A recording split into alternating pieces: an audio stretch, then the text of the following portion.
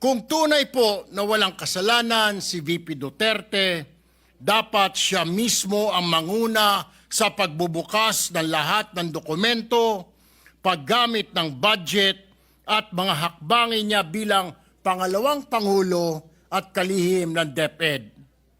Walang dahilan para umiwas kung malinis po ang konsensya. Senator Erwin Tulfo is recognized to explain his vote.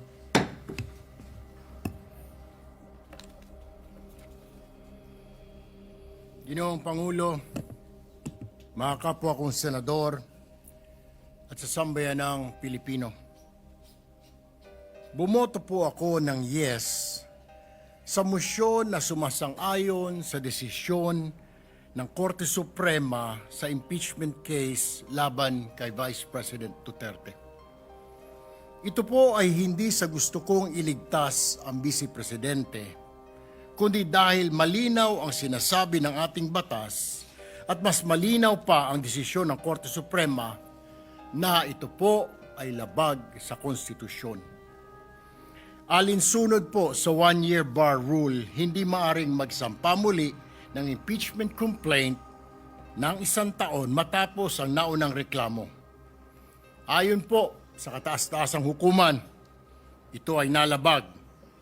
At bilang mambabatas, hindi ako pwedeng pumikit na lang sa harap ng isang tahasang paglabag sa ating saligang batas. At para saan o ano pa ang saysay ng panunumpa natin noong nakaraang linggo sa tungkulin na nakasaad doon na that I will protect and defend the Constitution kung ito ay susuwin lang naman natin. Ngunit, linawin ko ito. Ang boto kong ito ay hindi para iabsuelto si VP Sara Duterte.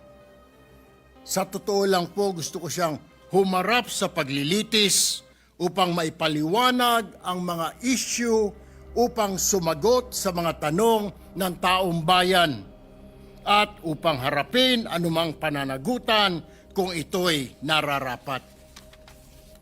Dahil ang paninilbihan sa taong bayan ay hindi po pribilehyo, kundi isa ring pananagutan. Public service is not just a privilege, rather it carries also huge responsibilities. Sa loob po ng mahabang panahon, nasanay na ang ilang matataas na opisyal kapag may kapangyarihan, may lusot. Kapag mataas ang posisyon, immune sa tanong o investigasyon. Tama na, panahon nang baguhin ito.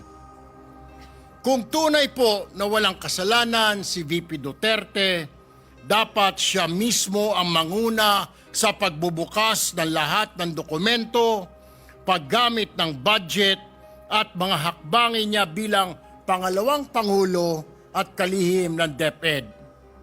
Walang dahilan para umiwas kung malinis po ang konsensya. Ang boto kong yes ay hindi pagtatanggol sa kanya, kundi pagtatanggol sa legalidad ng proseso. Hindi po ito ang wakas. Kung may basehan at sa tamang panahon, hindi po ako magdadalawang isip na suportahang muli ang isang lehitimo at makatarungang impeachment. Dahil ang pamahalaan po ay para sa taong bayan, hindi po para sa iilang nasa puder.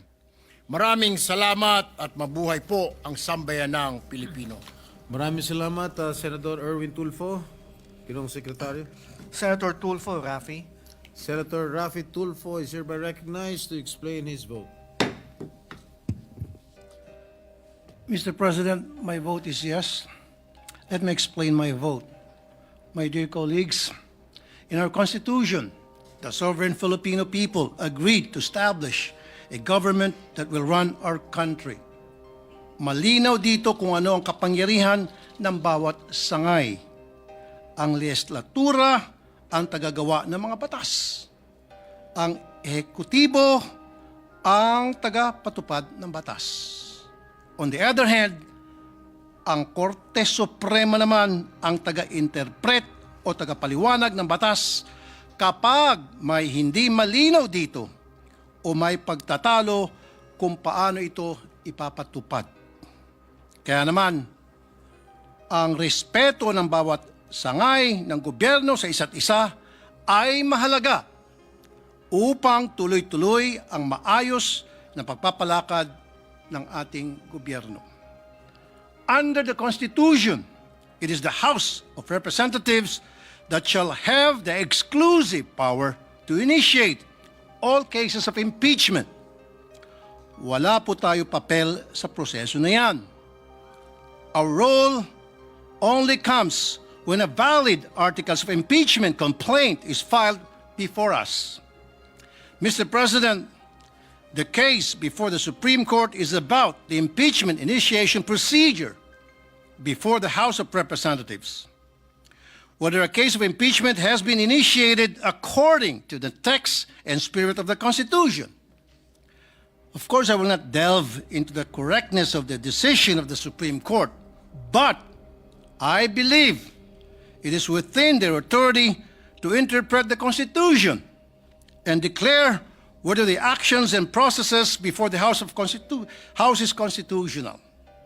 And so, we must accord the decision of the Supreme Court the same respect that they give the laws that we enact as the legislative. That is the scope and limitation of our powers. Having said that, allow me to go to the clear, dispositive portion of the decision. Sa dulo po ng 97-page decision, ito po ang sinabi ng ating Korte Suprema. Una, the articles of impeachment are unconstitutional and are deemed null and void ab initio. In other words, walang bisa nung simula pa lang. Second, the court said, the Senate did not acquire jurisdiction to constitute itself into an impeachment court. Ibig sabihin, hindi nagkaroon ng Senado ng kapangyarihang maglitis bilang impeachment court. Mr. President, I agree that we should abide by the decision of the court to avoid any constitutional crisis.